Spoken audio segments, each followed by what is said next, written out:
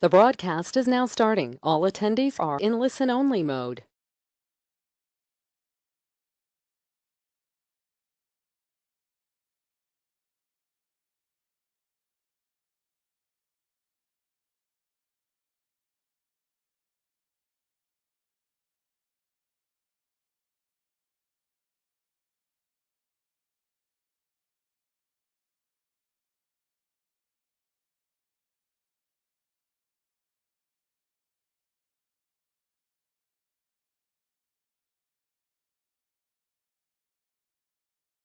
Good afternoon, everybody. My name's Alan Hursago.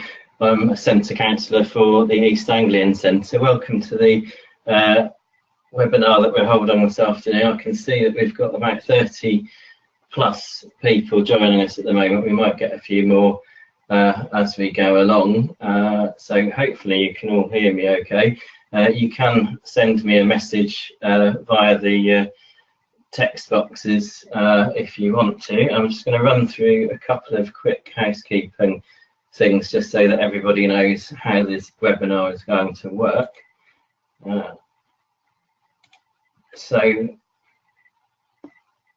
the microphones at your end are all muted, and that's done by the organiser, but you're able to ask questions by typing those into the question box at the bottom of the dashboard, which should come up on the side or bottom of your screen wherever you've arranged it. The questions are not public, only myself and Claire Poole, who's helping from headquarters, can see those.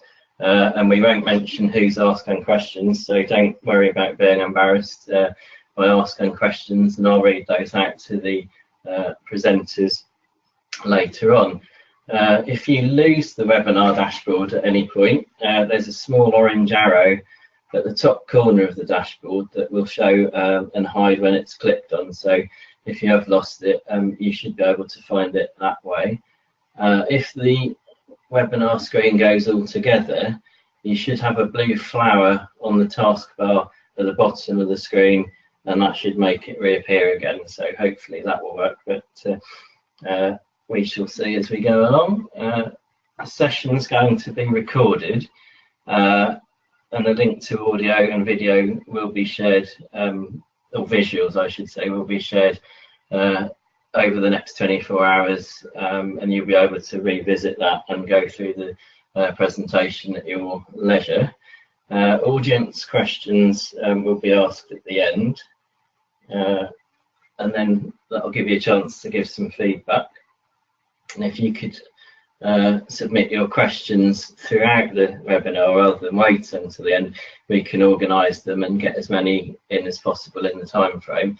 There'll also be some polls in the form of multiple choice opinion polls throughout the webinar. So when a question comes up on the screen, you'll have about 30 seconds or so to tick the answer that you'd like to make from a multiple choice, and then we'll go through those results and have a bit of discussion around those as we go along.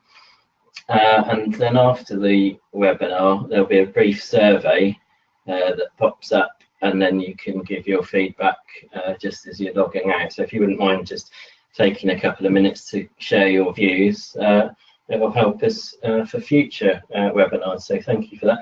And just one point on video. Nobody can see anybody, so don't worry if you're sitting in your pajamas or whatever. So without any more housekeeping, I think I can move on to the agenda for today. So we've got me, who's chairing the session. I work for Norfolk County Council in waste strategy and policy, and I also work with Norfolk with the East Anglian Centre Council, CIWM. And as you can see from my photo, I definitely don't like wasting any food whatsoever. So our speakers for today, we've got Tessa Trix from Hubbub, and Tessa's been leading Hubbub's food campaign since 2014 after leaving the Sustainable Food Trust in San Francisco. So she's come quite a way to come and work with us in this part of the world. her thesis when she was at university was on animal byproducts and food waste, and that was where the quote comes from, that offal is firmly in her culinary radar. So we will hear more from Tessa on that in a minute or two. We've also got Karen Igo, who is joining us from Peterborough Environment City Trust, and she delivers so many sustainability projects it's impossible to mention them all. And she was also a regional coordinator for Greenpeace, and it was her passion for sustainability that drives her work and her career through PEC. Mark Christie joins us from West Suffolk Council, and he has over 20 years experience under his belt in waste management, and is responsible for managing waste and street scene services across 2 districts in Suffolk. And he's leading change and innovation across those services. Sam Dyer joins us from Cambridgeshire, and she manages the Cambridgeshire Sustainable Food Programme, and she's also a chef and runs her own cafe called the Curly Kale Cafe. And her mission through the projects that she's delivering is to build trust and normalise the sharing of foods in the community. And then finally, Kate, last but not least, a very good colleague of mine, and she's quite right in saying her quote there is, Alan is simply the best colleague ever. I'm sure she'll hit me around the head later because she's only sitting in another room. But not to do Kate down, she's got a wealth of experience in waste reduction initiatives, and she leads a very busy and active team at Norfolk County Council, not only on that, but recycling centre service as well, and has done a lot in reuse. And a lot of the projects that she's led have actually done very well at national awards. So those are all the speakers. I realise I'm probably droning on far too long, so I'm now going to hand over to Tessa and say thank you very much.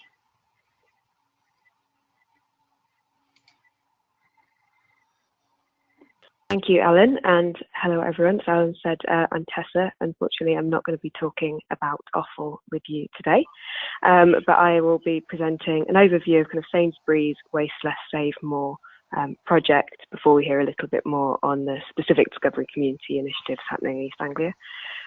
So Hubbub were fortunate to be able to work with Sainsbury's to design and deliver elements of Waste Less Save More. Monitoring and evaluation was taken on by RAP and a number of Sainsbury's agencies supported with design, etc. I should probably say that Sainsbury's are really supportive of this talk and have contributed kind of towards the presentation a little bit, but I don't work for Sainsbury's and I can't speak on their behalf, so there may be some questions that I need to park. So for the benefit of anyone new to Hubbub, we're an environmental charity and we seek to inspire people to make healthier, greener lifestyle choices.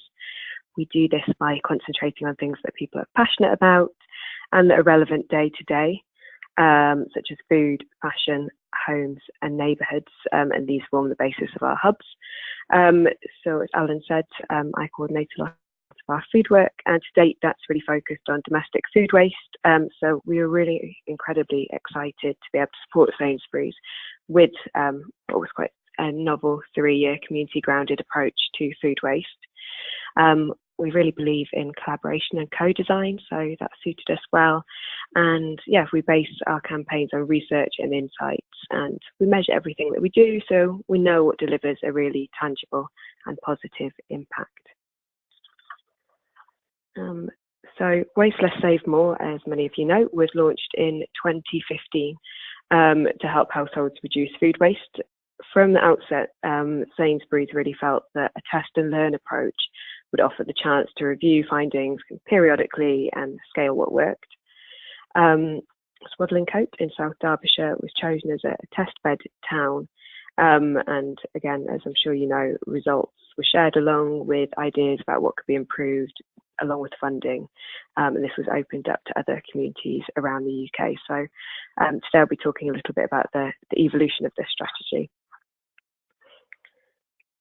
So why did we take this approach? Well, in 2015, Sainsbury's carried out a Closer to Customers report, a study with over 500 customers to find out about the values that mattered most to them when shopping. Unsurprisingly, they found that food waste was one of the issues that was really close to people, primarily because it affected their household budgets. Over 3/4 of customers who said it was a priority for them said it was due to financial reasons. And as one customer put it, the cost of living is going up and my income isn't, so I can't afford to be wasting food. So I'm sure that many of you are familiar with the RAP research, which indicates that customers generate 4.2 million tonnes of avoidable food waste each year. So in order to meaningfully address this, Sainsbury's really wanted to develop something that would recognise the complexity and the scale of the challenge of addressing food waste, which I'm sure we all appreciate. And yeah, the result has been Waste Less, Save More. So Sainsbury's set out with a number of objectives within Swadlincote, with the ultimate aim, obviously, of reducing food waste, but they were doing this through raising awareness, reducing food waste through household trials, education with young people and a little bit further afield. And they set out to improve redistribution where it still occurred. And these ambitions are really driven by the Sustainable Development Goals. So the South Derbyshire market town, Swadlincote, was selected from over 200 applicant towns to be the test bed for all of these food saving initiatives, which I'll talk you through shortly.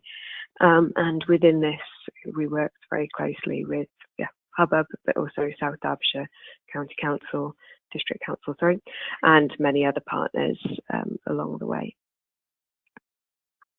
So increasing awareness of food waste was Sainsbury's first priority. Their research showed that only 3% of households think that there is a stigma attached to throwing away food. And so it's a real challenge to take on from a number of different angles. A wonderful team of food saver champions were recruited to engage the town with Waste Less, Save More. So the Food Saver Champions managed, they now manage the Discovery Community Grants. It's Captain Tony, some of you may be familiar with them. And in Swadlincote, they did everything from door knocking to giving away waste-saving tools and gadgets, and not least travelling around in Gina the van that you can see in the background of the top left slide. Feeding the 1,000 event, sorry, I always get this one wrong. Rustled up over 1,000 portions of food for local people, and we threw a big thank you event in a very cold January with Andrew Smith, the Great British Baker runner-up. And so Swadlincote residents were encouraged to enter their own food waste themed Great British Bake Off and bring their own food waste cakes. And I think just the level of participation of that really showed how engaged and enthusiastic the team was. There were some very quirky cakes that turned up on the day. So the overarching results showed that the trial had quite a positive impact on the attitudes and behaviours towards household food waste, and a third of Swadlincote residents recorded an increase in awareness of the amounts and types of food they were throwing away. In a separate study, Sainsbury's, focusing on Sainsbury's customers within the town, 2/3 of people said they had already or currently planned to change their behaviour to cut food waste. So either way you look at it, it's a significant saving. And in addition, among Sainsbury's customers who had heard of the campaign, the number who believed that Waste Less, Save More would save them money doubled over the 6 months of intense on the ground activity. So I'm going to fly through these next slides as I think I'm slightly behind on time. So we carried out Zero Waste Kitchen Challenge, which challenged 50 households to come together and have a sense of camaraderie and really challenge one another to reduce their waste. We saw a 20% reduction in waste among households, and 80% of households said that they were reducing less waste. Fridge thermometers proved a really successful way of helping people. It's a low cost, small small change in households, but it did seem to have a big impact. We also worked with the South Derbyshire District Council Housing Department to provide tenants packs, as we called them, for housing tenants, which is really about getting people cooking but running a tight ship in the kitchen. So we provided them with meal plans and some simple recipes alongside some kind of welcome ingredients for their new flat and a few bits of a kitchen equipment. Winnow is another really great example here. It's a system, for anyone not familiar, that allows customers to kind of weigh and calculate the value of the food wasted. It's designed primarily for restaurant kitchens, but this was the first time it was taken into the home. So essentially it means that households have to log their waste, which is a bit laborious, but it had really positive impact, with kind of 68% saving in terms of the monetary value of food waste and 22% reduction in waste over the 4 weeks. So I mentioned earlier that we kind of looked at how we could reach a younger audience with food waste messaging and see if they could take that into the homes as well. So a Fab Foods programme was developed, which has been rolled out in other places and was incredibly successful and moved among different primary schools in Swadlincote, very cross-curricular. And yeah, one of the parents told us that they'd never seen their son so engaged in school before. And it was a real sense that the kids took all of the messaging home, but it also helped them with their maths, their food skills and beyond, and there were lots of magic tricks and songs involved, so it was all very catchy. Skipped on to there, sorry. So in some places there were elements of food waste still existing, and Sainsbury's kind of appreciated that, you know, it's not entirely household food waste that's out there. So we looked at how we could improve waste redistribution. We did this by setting up a community fridge, which was the second in the country to open. It was just hot on the heels of the fridge in Frome, and working very closely with Olio. So both of them helped households and retailers informally kind of share their food. But the community fridge has all the added benefits of increasing trust within the community and the spirit of sharing and neighbourliness. So community fridges are really kind of taking off as a concept now, but this one's really helped kind of pave the way. So Sainsbury's are really able to recognise that not everything that they did was successful, and I think they were quite public about what worked and what didn't, and put out a guide with recommendations for other communities looking to replicate the campaign. This included suggestions on how elements might be improved, and alongside this they put out the call for other communities to take on some of the ideas but improve them and make their own, and as I'm sure you're all familiar, this is the Discovery Communities concept. So grants were allocated based on these 3 focus areas, and funding was awarded to 30 communities. The projects that were taken forwards were the projects which performed best in terms of helping customers and the community to waste less and save more. I think before the Discovery Communities grants were allocated, they were quite keen to see how some of the elements of Swadlincote might work in a really urban environment. So we did another almost mini test bed in Camberwell, which I was fortunate to work quite closely with, where we kind of replicated the Zero Waste Kitchen Challenge, but reduced the amount of money that was given to each household, but still managed to have the same impact, and continued the community fridge and opened up the tenants pack to a wider audience. So all those things are just kind of coming to an end now, and we'll be sharing results shortly. I'm going to kind of finish now, as I appreciate I've kind of run a couple of minutes over, but yeah, I will be around for any questions at the end. Thank you. Thank you very much, Tessa. That was fantastic. There have been quite a number of questions coming in, but we will just save some of those for a little bit later on. So thanks, Tessa. I'd now like to ask Karen to grab the mic and to take us through her experience of delivering food waste prevention. Hello everyone.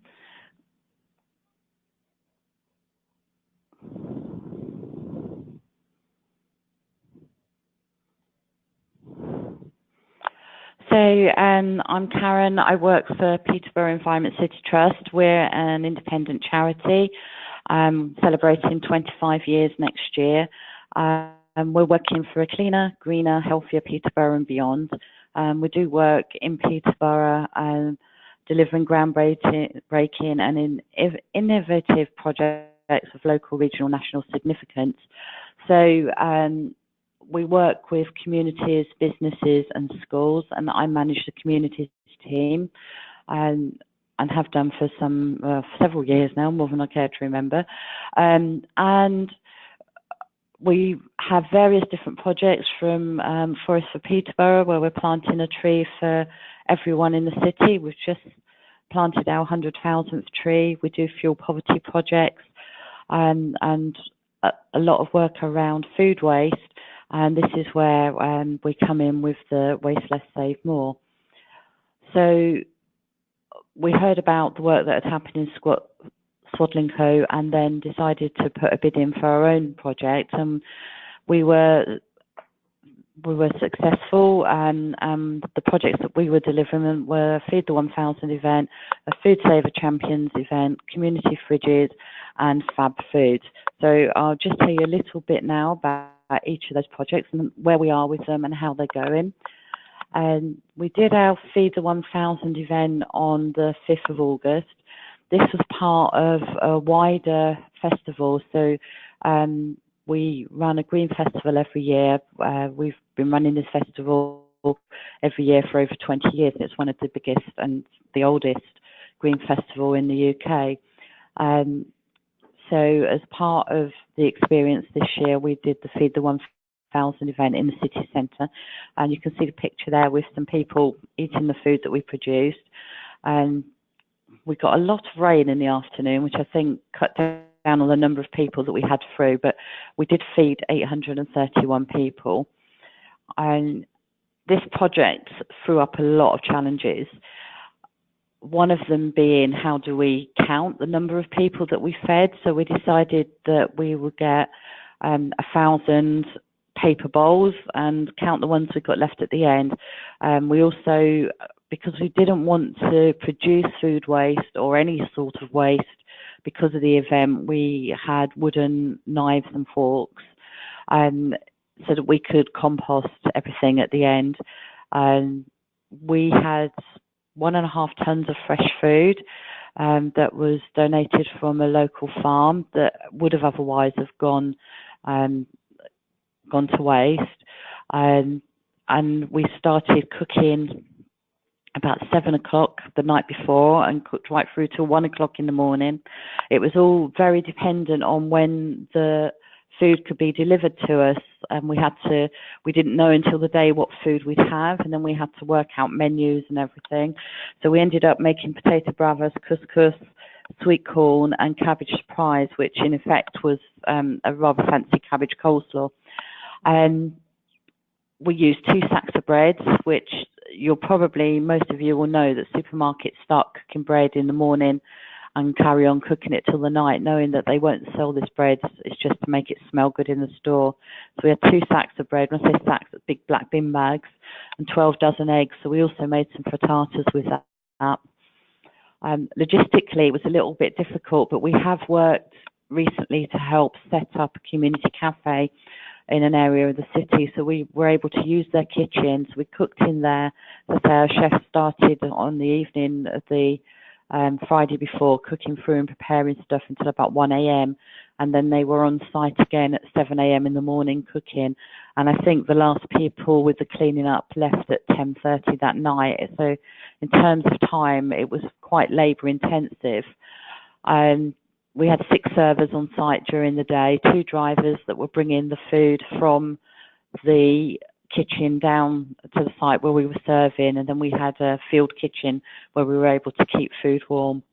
But even though it was really hard work, it had a real sense of community. We had people that were sitting down to eat together. For instance, there was a lady from Eastern Europe, another lady who'd grown up in Africa, and they had made friends, and the lady from Africa had been here for many more years than the lady from Eastern Europe who was a relative newcomer, and she was going to help her show her around the city and that kind of thing. So yeah, lots of connections there.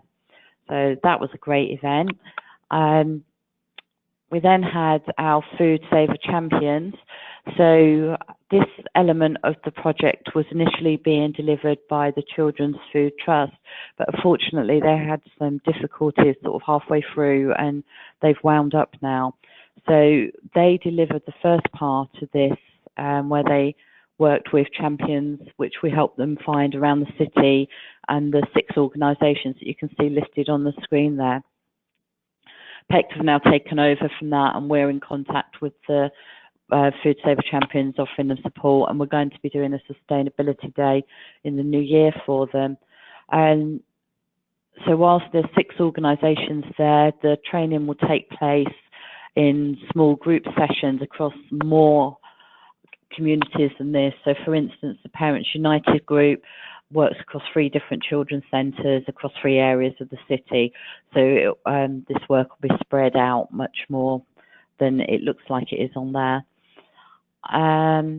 Community fridges. Community fridges have been such a hit. We've had so much interest in this. It's taken us a little bit by surprise. We've done BBC radio, local radio, newspapers. We've been interviewed for ITV News. It's been difficult to get the message across with this, that it's about food waste and not about feeding poor people. In fact, we had BBC News come to site a couple of weeks ago, and they wanted to film, they literally said they wanted to film poor people, and we said we don't want the fridge, you know, included in that, because it's not about that. That's sort of added value if people that we reach are in need, but it's about saving food waste. And one of the things that I love about the community fridge, and I hope you all agree, is that it's a great leveller, and it's a great way for people from all backgrounds to be able to help cut down on food waste without having the stigma attached of, say, a food bank. And you can see there in the picture our fridge, which is full up. The gentleman you can see in the blue shirt with his crutches, his name's Coco, and he's a local volunteer that's helping to get food that would otherwise go to waste in the city and get it to places like our fridge and the cafe where that is, different church organisations. So outside of our work, there's other work going on in the city. The mayor came along, and it was a really lovely day, and our fridge is being filled up and emptied day after day by people that need the food and people that want the food, and hopefully we're going to be saving a lot of food from going to waste. And another one of the elements we have is Fab Food. So we're going to be working with 15 schools altogether. And the idea of this project is to work with children in schools to help them identify food waste in their schools and at home, so that they can apply pressure and understand about how they can help to cut down food waste.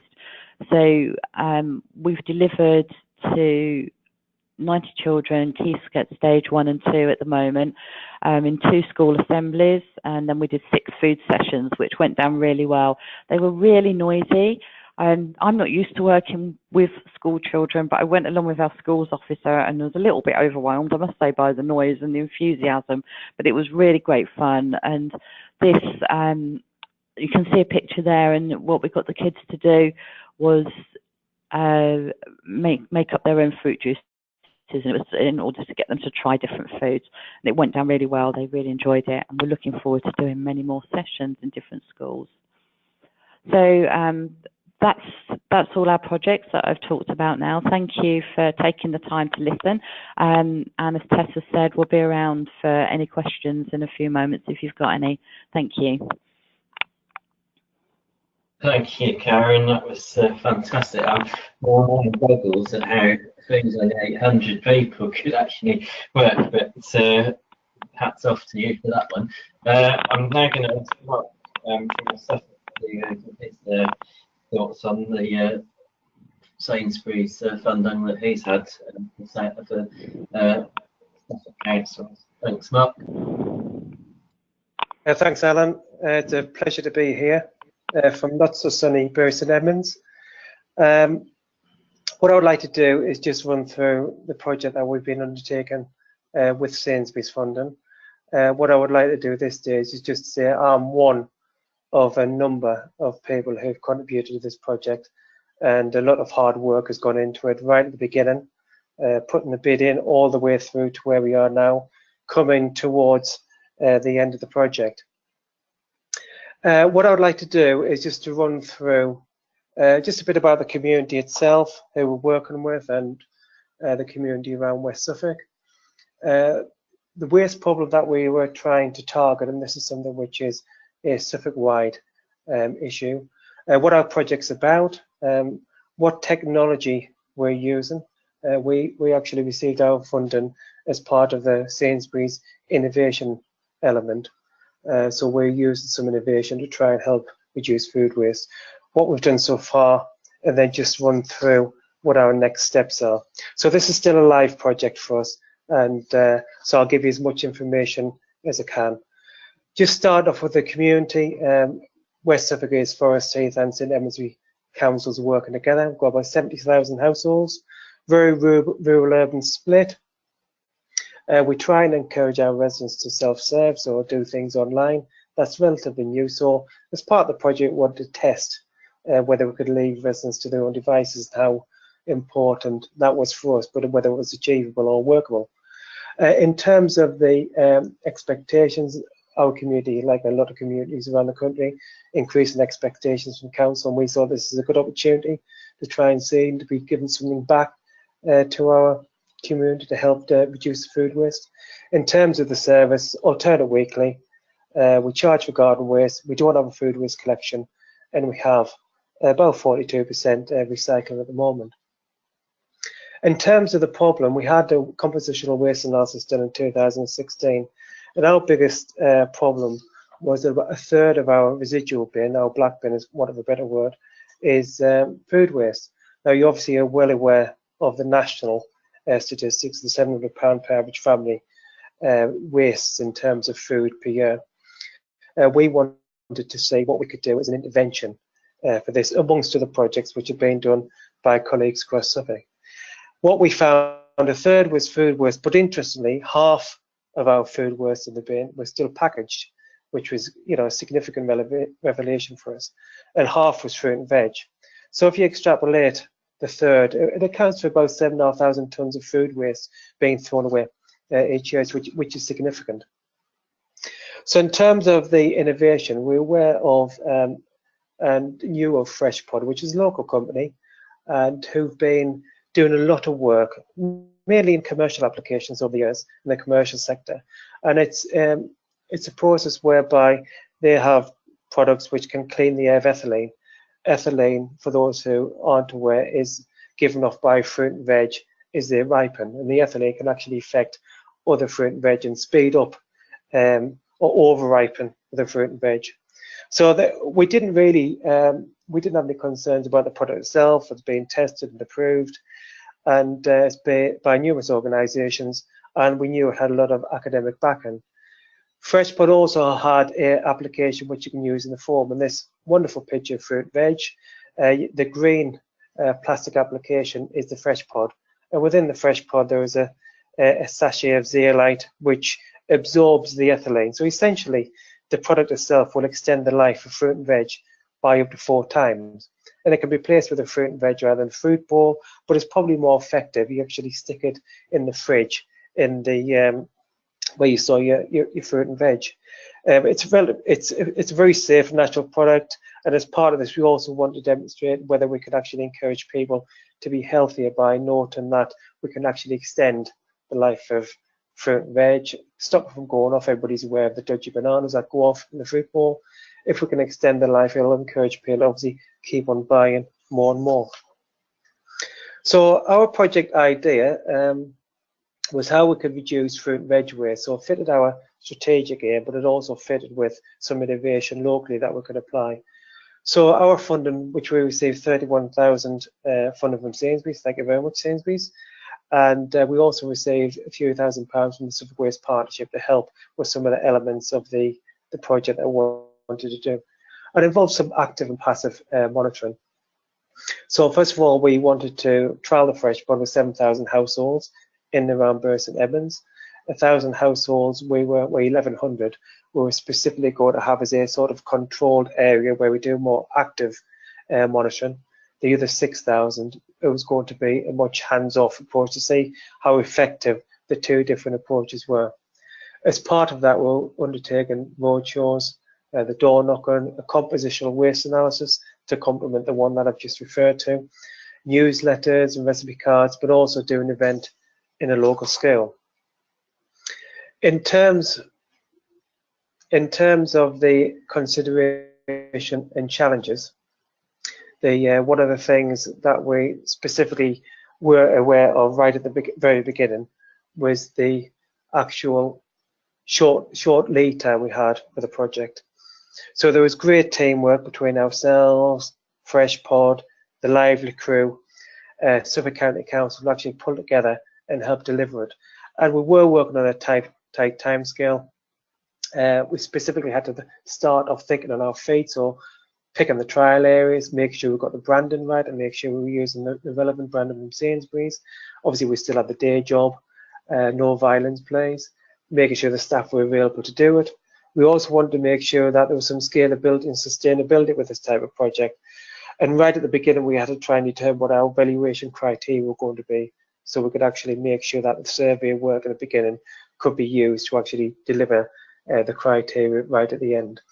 One of the biggest issues was obviously bringing a new product to a mass audience, particularly as the fresh pod would be relatively new to lots of households.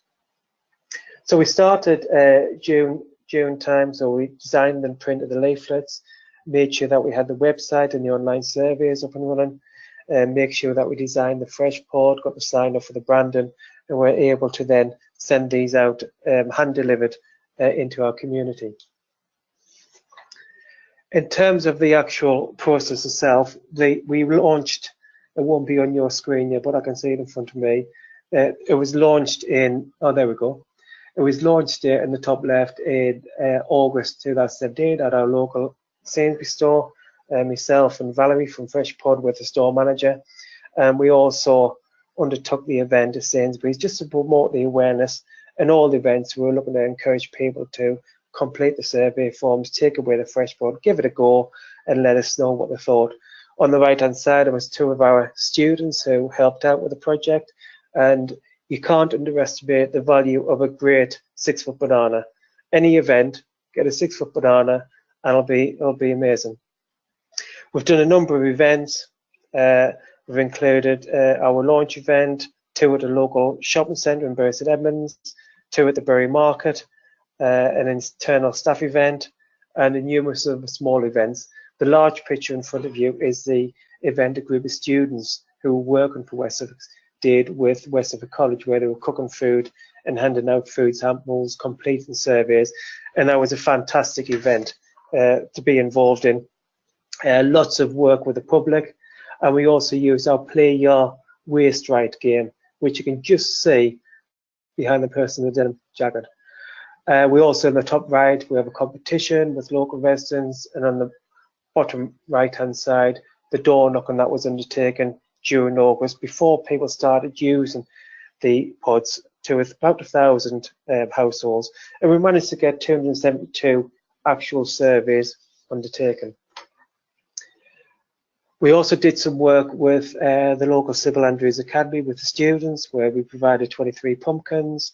They went away and produced their own recipes. We linked it in with a Halloween event. We also used Suffolk County's smoothie bag, and they made smoothies on site. And we also had a local food critic to go in and talk to the children. And that was a great event. It got some really great coverage in the Bury Free Press.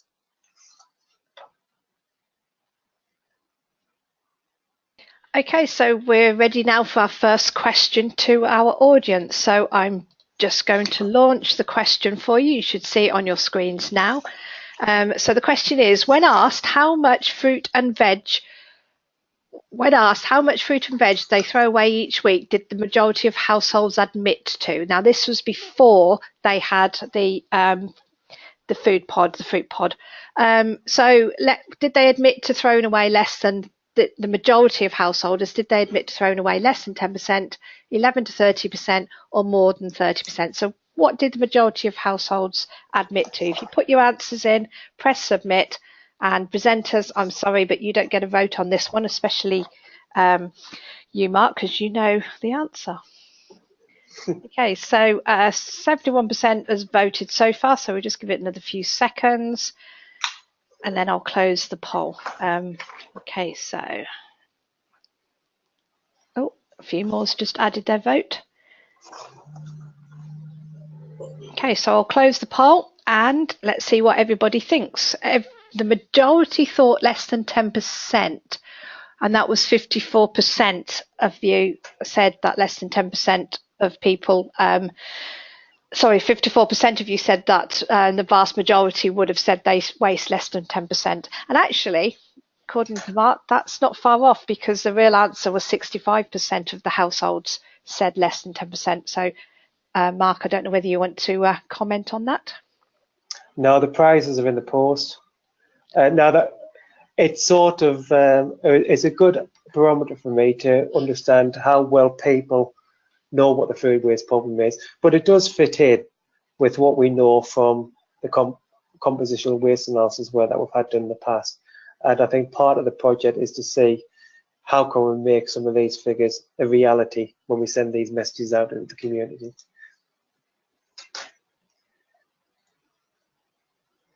Just to give you an idea of some of the other outcomes, this is from the first door knocking results that we undertook. 56% of residents claimed to put unused fruit and veg waste in the bin. The biggest issue was that the fruit and veg has gone off, so that was positive for us because we can help with the fresh pod to reduce that. A lot of them indicated that they were intending to use the fresh pod. Big battle in the fruit and veg bowls between bananas and lettuce. They were the biggest offenders. Everybody knows, you know, the pack of lettuce that you buy will suddenly go off. Great news for Sainsbury's because a great proportion were Sainsbury's shoppers. But the good thing was everybody wanted to, or a great percentage wanted to actually waste less food. We've also undertaken a post-use survey with those same 1,100 households, and we've had a response in a similar to what we had initially, and we're currently analysing those results. So a lot of the results we will be able to supply at a later stage.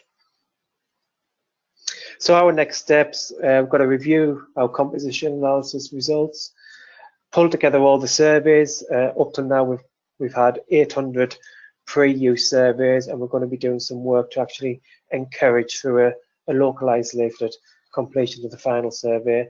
And then we've got to undertake the final evaluation and report on behalf of Hubbub and Sainsbury's. Obviously, until we have their sign off, we won't be looking to send out any further information. That's me to an end. Just to reiterate, great support from our partners, and if you want to find out more, you've got my details there, Mark Christie, but also Valerie Watson-Brown and Fresh Pod Limited. Do have a look at the website. There's more information on there about the product and how it works. Thank you very much. Thanks, Mark. That was fantastic. I think there's going to be quite a lot of interest in the fresh pods from looking at some of the questions that have been coming in. So thanks for telling us about those. I'll certainly be on the lookout for one. We're just going to have a quick question and answer session just to break up the presentation. So because we are running over slightly, I'm going to extend the webinar by a few minutes at the end so we won't miss out on anything. But I'm going to ask a question of each of the presenters, and I'll start with Tessa, if that's okay. One of the questions was about your presentation. Could you just reiterate what the number of people who view food waste as a problem was? I think, was it 3%? Could you clarify that one? Hi there. The number of people that viewed food waste as a problem initially when Sainsbury's did their polling, when they put it out to their consumers, I think was about 75%. Let me go back to this and double check. I mean, it definitely, the way that Sainsbury's do it is they kind of look and say, what are the top issues that matter to our customers? And Sainsbury's food waste had been from not being on the agenda to first or second of the agenda. Yeah, so study of 5,000 customers. No, it's just gone to top of the agenda. I'm afraid I can't tell you exactly what proportion of those 5,000 felt that, but 75% of people said that saving food saves them money, and they'd like help from Sainsbury's too. Okay, thanks. Yeah. Thank you very much. The next question is, if I can see it, question for Karen at PECT. One was, did PECT contribute resources to the projects that you were talking about? I assume that you were quite well behind that one. Sorry, not that clear. Did you say what was PECT's contribution to the projects?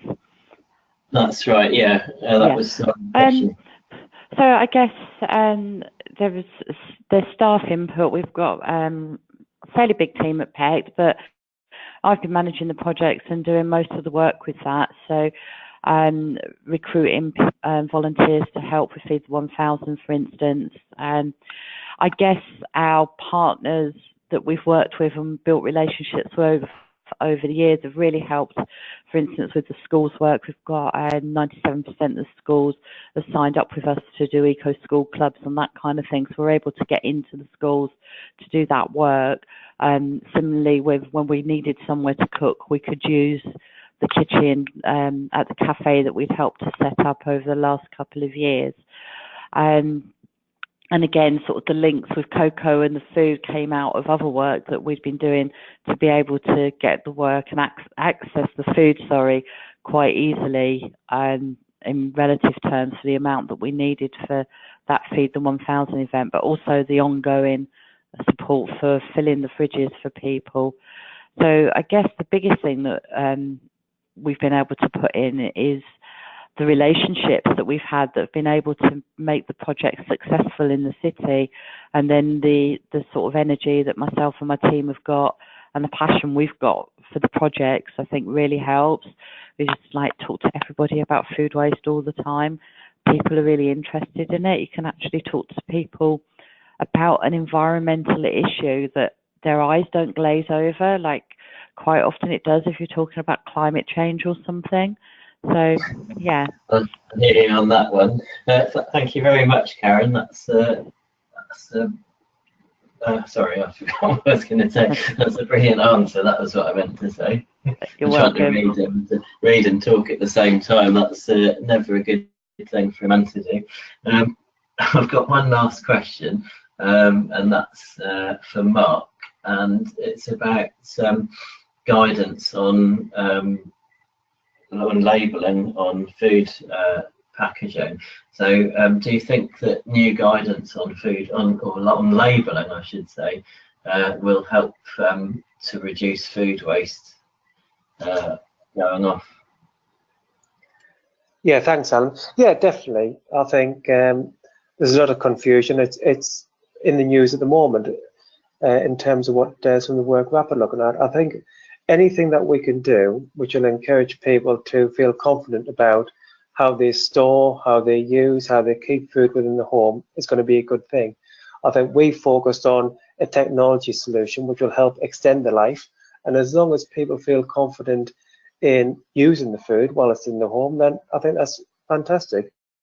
But I think, yes, labelling, use by dates, best before, some real good clarification around that. But a lot of it is good old common sense and encouraging common sense to be used within the home.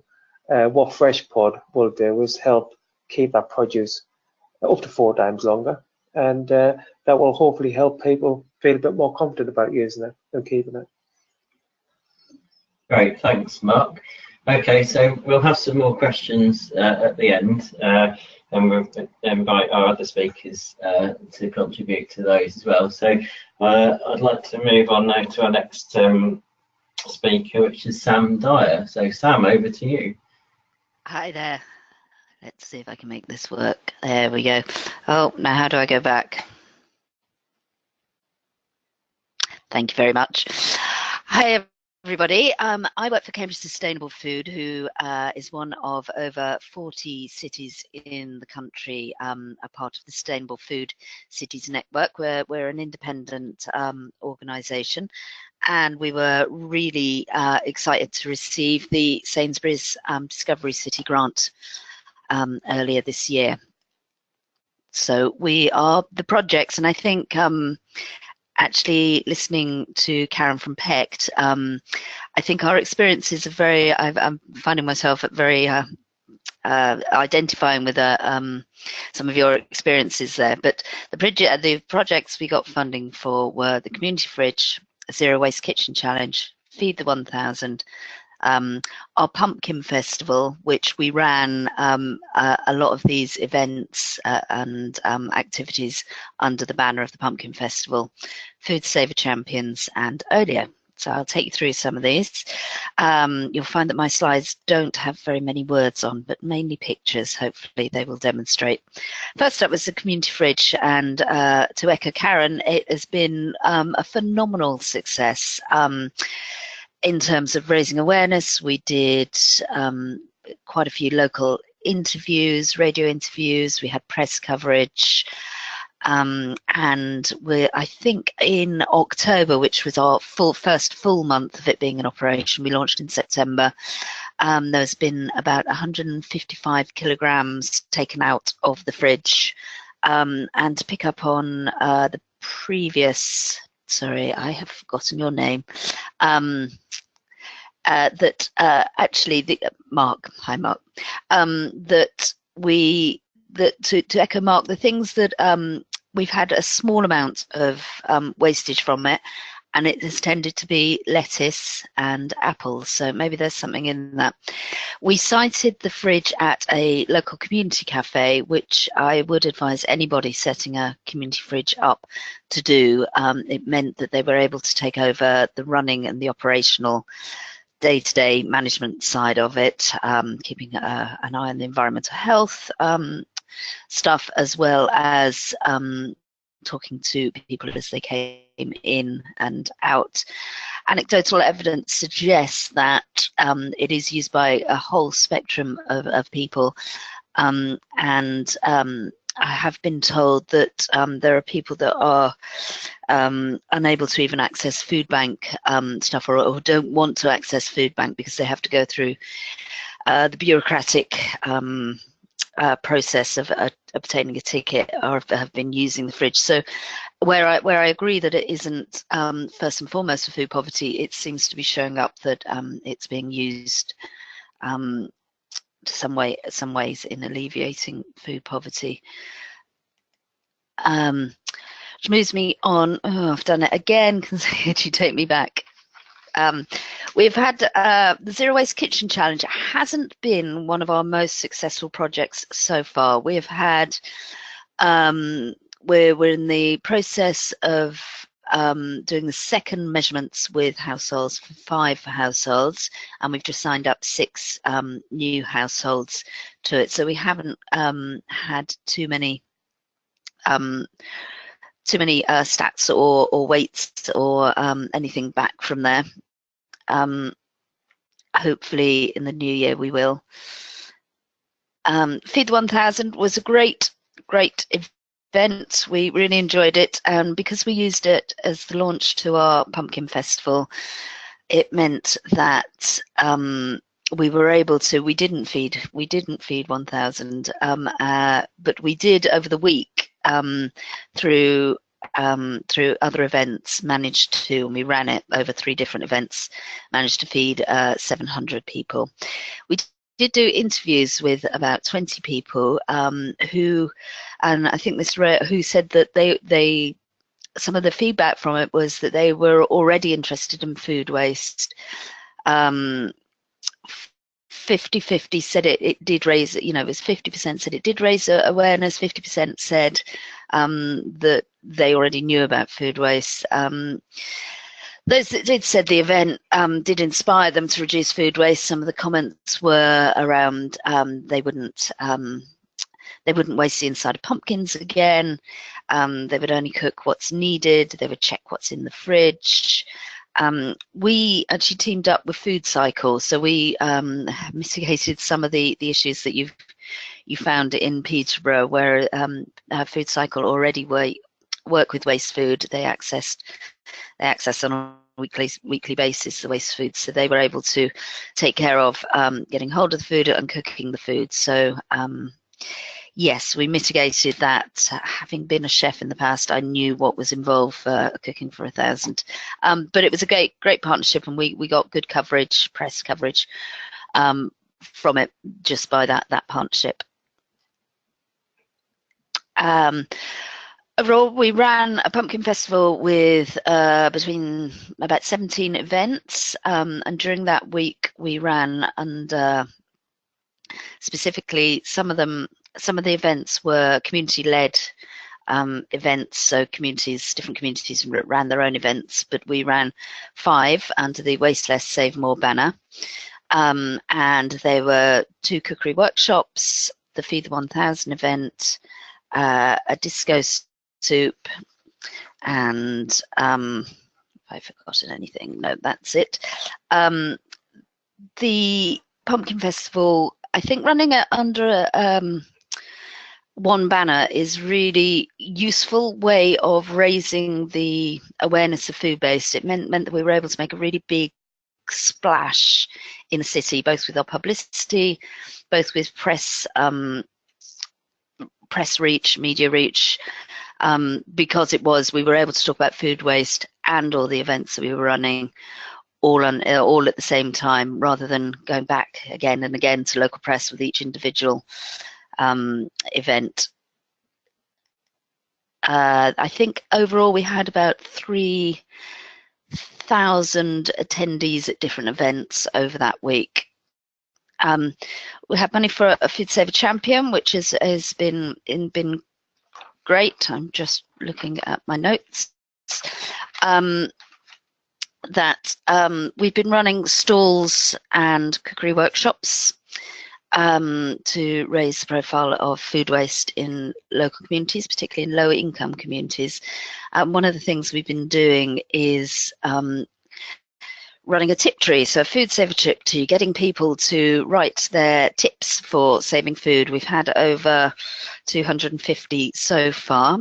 Some of the tips we've had, which was label food in the freezer to avoid UFOs and identified frozen objects. Share food with your neighbours, lots of different recipes and ideas of how to cook leftovers. And one of my personal favourites is this one: feel guilty when you cannot finish your food. Collect it, put it in your fridge, and eat it as your punishment the next day. I think one of the main interesting things about having run this tip tree is organising the tips into sort of areas of what people seem to be aware of, so the main areas that people are talking about or giving tips around are using leftovers for cooking, awareness of use by, sell by dates, menu planning, freezer and storage use, shopping lists, and a small amount of them about feeding them to animals.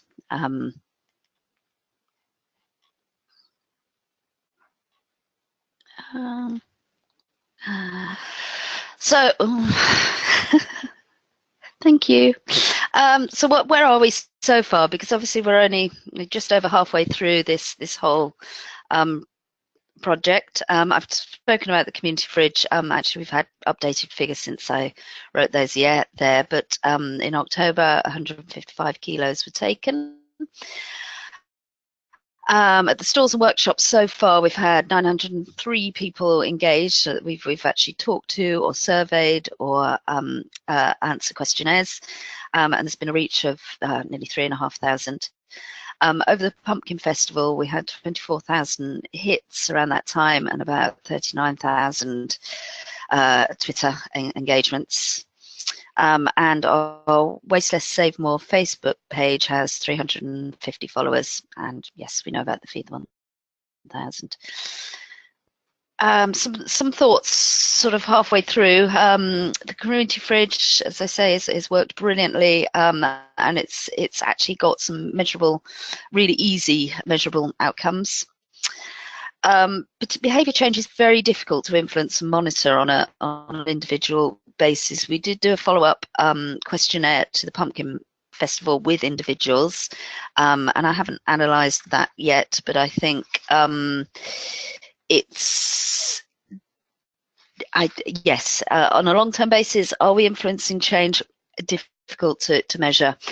In terms of the actual campaign, one of the great things about the community fridge and the hub and hubbub particularly is the branding of the basic materials that they were able to supply us. That made our job a lot easier, and I think it sticks in people's mind when they see the branding. Otherwise, yes, the Sainsbury's branding we could have done with, or could do with, a bit more. And I wonder how much projects are potentially geographically influenced, particularly with regards to Zero Waste Kitchen Challenge, geographically within the city, as well as different cities. Yes, there we go. Okay, so thank you very much. We have another question for the audience, and this time the question is, what factors do you think influence individual behaviour change in food waste practices? So you have a range of answers that you can choose from. So if you want to pick one and press submit.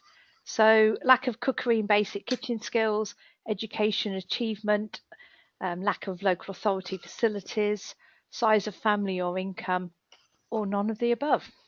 Maybe you have some other ideas. Okay, so we'll just give you another few seconds to submit your answers, and then we'll have a look. Okay, so we've got about 76% voted so far, 79, 82, that's pretty good. Okay, so if you're going to submit, press it now because I'm about to close the poll. Okay, so what's the answers? Okay, so the majority of you think lack of cookery and basic kitchen skills, and the runner-up is size of family or income. So Sam, don't know whether you want to comment on that. I think that that reflects what my thinking so far, and I think the income one is about set to get worse with introduction of universal credit. But yes, lack of cookery skills and basic kitchen skills is where I think it was most influenced. Okay, so thank you very much. That's the end of that poll. We have one more coming up in a little while, so don't go to sleep just yet. Thank you, Sam. Just one comment that's come in from our audience, and I would echo their sentiments as well, is that they say thank you for sharing details of something that wasn't as successful as you'd hoped it be, and that's something that we don't always hear about. We always celebrate the things that are success, but we don't quite often hear the lessons to be learned. So thank you for sharing that. And now it's my pleasure to invite my esteemed colleague Kate to speak to us about the projects that we've been doing in Norfolk. So thanks, Kate. Hello, thank you, Alan. I'm going to talk to you today about our approach to the Waste Less, Save More funding that we got from Sainsbury's. We've worked as a partnership with our local authorities in Norfolk, so there's 7 waste collection authorities, and then ourselves as the Waste Disposal Authority, Norfolk County Council. So my role at Norfolk County Council is delivering waste reduction projects, and I've been involved with the Sainsbury's funding as part of that. Just to give you a bit of background and context, these are the areas which our Norfolk Waste Partnership have together focused on over the next year or so of the communications activities. So you can see in there food waste is one of the elements, and that pushed us towards applying for the funding together. As well as that, we've got a contamination campaign focused on nappies, plastics and textiles coming up as well. excuse me.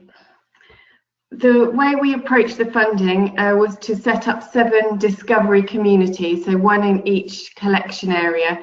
So each district council was asked to select a collection round which we could focus on, and we took that approach so we could measure data as well as create a community feel around the food waste project. So each local authority has selected their area and then taken some baseline data on the collection of residual waste, food waste, recycling as a bit of a measurement tool for the end of the work. Then over that period, I'll run you through the areas which we're focused on with our Sainsbury's funding and set to deliver and have started delivering within those 7 communities. Our go live date was quite recent, the beginning of November, so we're at the early stages in the project, although we have got a few lessons learned already. We're hoping to see some good work over the next 5-6 months on the project. I'll cover a little bit as well about how we've worked on food waste issues in Norfolk so far. So we've got a brand at the moment called Plan, Eat, Save, which has been established for about a year now. And we use that banner as part of Love Food, Hate Waste as a communications tool around food waste. So one of our challenges as part of the project has been linking in the Waste Less, Save More work with the current Plan, Eat, Save messages that we had out there already, and keeping the branding clear. So within each discovery community, we've taken several elements of the Sainsbury's project and delivered all of these measures in each of the communities. So we've started, each householder has had a newsletter gone through their door or tucked under their bin lid to let them know that they're within the discovery community and how they can get involved. There's a bit of a graphic there to show some of the detail in the newsletter. We've started with a launch event which has taken place within each community, and that's been at a marketplace, a community hall, or we've got a Christmas light switch on with a food waste stand due to take place this weekend. We're running Zero Waste Kitchen Challenge within each community. We've worked with our public health team to run a cookery course, which we're inviting people through social media to sign up to, and then take the challenge to reduce their food waste over a 4-week period. And we've got some experience of that already, as our Plan, Eat, Save project has been running with a £60 food waste challenge with the theme of getting people to sign up and measure their food waste savings after they've taken the challenge over 4 weeks. We're giving out fridge thermometers to householders, mainly through the launch events. We've got a welcome pack going out through social housing. So where each of our waste collection authorities have identified households that they work with for any sorts of issues that they've got, then we've tried to link up with those households, and we're going to be delivering tenants packs, which include a bit of information on how they can reduce their food waste, as well as some key store cupboard items, and then things which we think will help them in the kitchen reduce their food waste. So examples are Tupperware storage, measuring equipment, food huggers, items like that which will help preserve food. We're promoting the Olio app, which you may have heard of. That's to swap food between people who have food that's left over. And then lastly, community fridges. We've got 4 which have launched so far, with a target of 7 in total. Our Plan, Eat, Save branding, which you can see here, is primarily a social media campaign. We've got a reasonable number of followers now, and we've managed to get some radio, television and press coverage as part of that. And then also as part of our Sainsbury's project, I'd echo what the other presenters have said about community fridges. They've been a great catalyst for getting the media involved, and that's been quite successful, even though individually they're saving quite a small amount of food waste, and it's often business waste, which we're getting them from local retailers. But they've been a great way of engaging the community, so that's been really positive. We have food waste champions established already within our county. We've got 41 champions now, and that's through a volunteer scheme where we've asked people with an interest in food and food waste to sign up to a training course so they can then be ambassadors in their community. And they've been really good assets for us through this Sainsbury's project at attending the launch events and helping get the word out there. And as I mentioned before, we already run a £60 challenge, which we're enhancing to be our Zero Waste Kitchen Challenge as part of this project. So the initial launches which took place, we set up a pledge card to try and get people's information so we can then keep them engaged in the project with newsletters, entering them into competitions, and keep feeding information through to help keep them involved in the food waste issue. It's 60,000 households in total should have received our newsletter, and we've been really trying to get member engagement and support, and I noticed other people had managed to do that as part of their events. The community fridge is a great front for them, and in fact we've seen some members keen on then expanding the project and funding more community fridges within their area going forward alongside the Sainsbury's work. We've used our team of volunteers to help support those initial events, and as I mentioned, we've had good coverage as well on the press, television and radio, which has been really good, and social media has been quite a strong part of this as well. And the events, although you're sometimes not talking to more than 100 people, your reach on social media seems to be another benefit there. I'd say that the main challenges we've had at the start of the project are gaining measurable data. So although we have our collection rounds and we're focused in on those rounds, some of the waste collection authorities don't have as much detailed information on the materials that they collect as others. So although we're hoping to be able to measure some sort of impact, we've got a mixture of two issues there. One, maybe not correct data or full or complete data, and the second, isolating any other changes that are going on in the area and whether we'll actually be able to measure an impact of this. So alongside those tonnages, we're also needing to look at things we can measure, like the pledges, people's sort of feedback to any of the work that we're doing, the number of people we're speaking to. Otherwise, I think we'll struggle to justify our position at the end. Recruiting schools has surprisingly been a challenge. I think perhaps I missed off the fact that we're doing work in schools in each area. Some schools just seem to be a little bit less engaged than others on the kind of eco projects, and because we've then selected a community, that's left us with 2 or 3 schools to approach, and if they don't feel ready to engage with us on that, we've had a challenge. But having said that, we seem to be getting there with that one, but it's been a bit of a hard sell at times. Fridge locations have been tricky, but I'd echo what was said before about citing the community cafe. That means that somebody can take on running that fridge without too much difficulty, whereas other places we've looked at, such as libraries, there's a little bit of an issue with who's going to actually manage the logistics behind it. And lastly, I'd say our big challenge has been actually the scale of the project and the resource needed.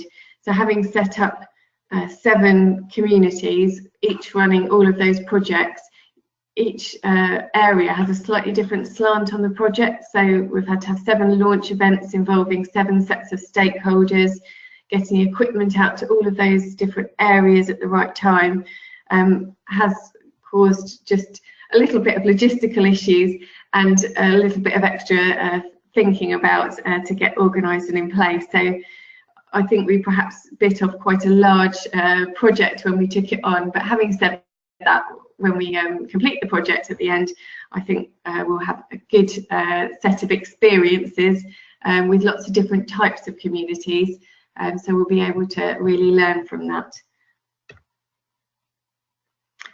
And so future plans, as I said, we're quite early on in our project. So when we get to the end of the project in May, we're going to reflect on what we already know from previous Sainsbury's evaluation of the project in Derbyshire, but then what we've seen in those 7 different communities working with lots of different types of people in Norfolk. So we want to build on any successes, and one so far seems to be the community fridge, and that seems to have legs. And we want to also build up some of the partnerships that we've been able to establish with food charities, local businesses, other volunteers, as there's lots of people we've identified working on different food waste issues in Norfolk, and joining up has been really successful for us. Community fridges, community cafes, it's built up quite a good network, so we want to build on that. And then lastly, our Planet Save brand, which we've been able to generally integrate quite well with the work with Sainsbury's. We want to keep going on with that, and then try and see how we can keep the momentum going of the project so far. Thank you, that was everything I wanted to say, and here's my contact details if there's any more information that I can give.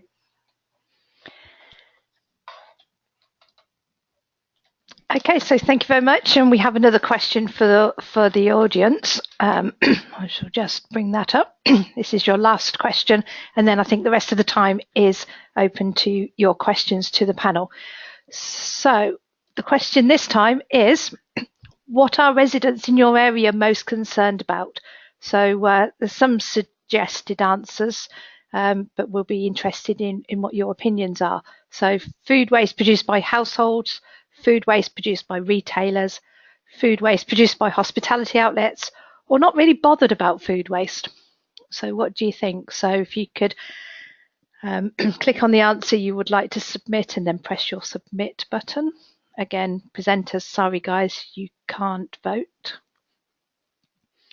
And then we'll see what you all think. Okay, so just a couple more seconds, and then we'll have a look at the answers.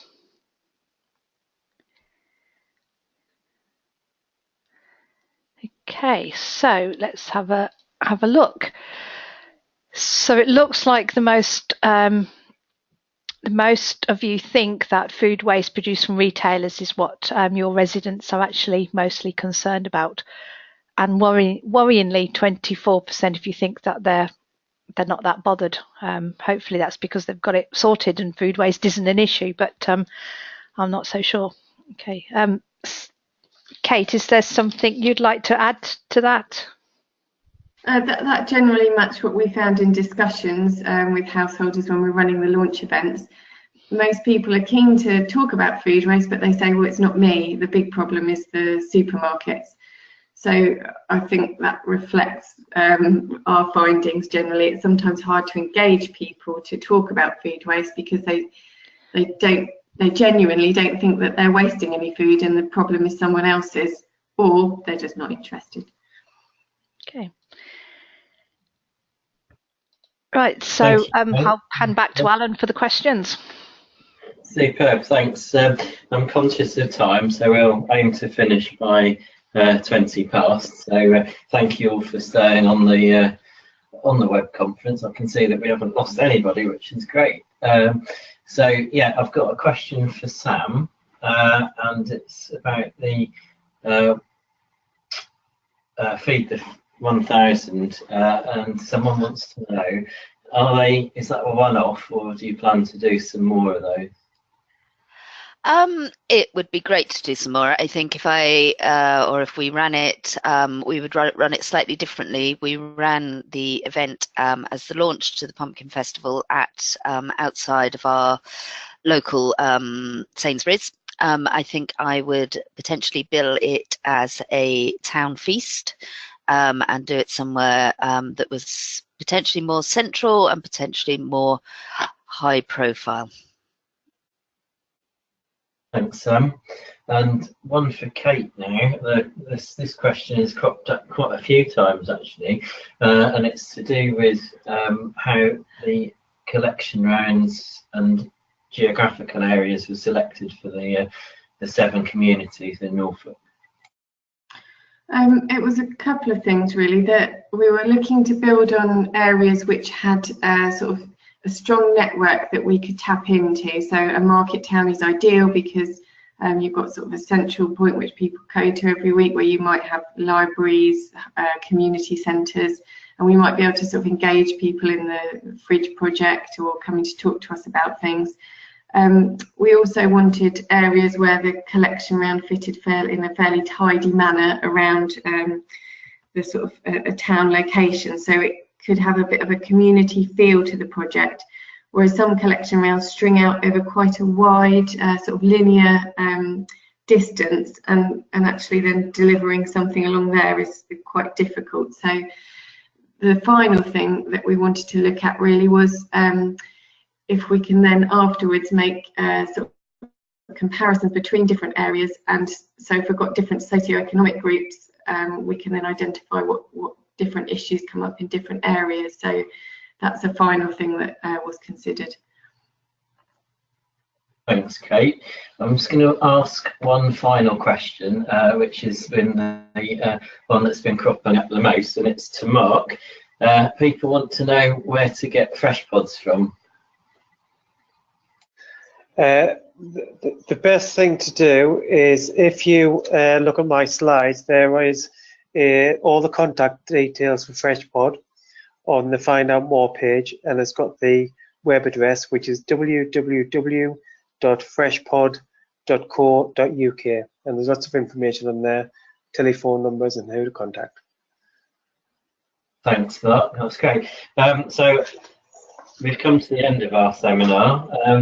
Just to sort of wrap up, it looks like obviously food waste is still a problem, but from what we've seen and heard today, our region and the colleagues that we've got working across the region are going to make a real impact in food waste and helping communities and businesses and individuals take stock of what they've got and actually make a positive change for the difference.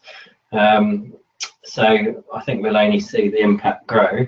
I was personally really impressed by the enthusiasm that we had coming out through the presentations, and the commitment that the speakers have all shown to making a big difference. So that's really encouraging. So keep up the good work, everybody. I just want to thank everybody for joining us and taking the time out of their day to hear about these things. Thanks to the speakers, and also to Claire and Ria at CIWM headquarters. And finally, thanks to Sainsbury's for making some of these projects possible. So if we could get more businesses on board like that, that would be fantastic. So spread the word, everybody. And one last plug really is for those of you who joined us today that are not members of CIWM, please do give it some thought. You can find out all the details on our webpage, which is ciwm.co.uk. So thank you all for listening. Goodbye. Have a good afternoon.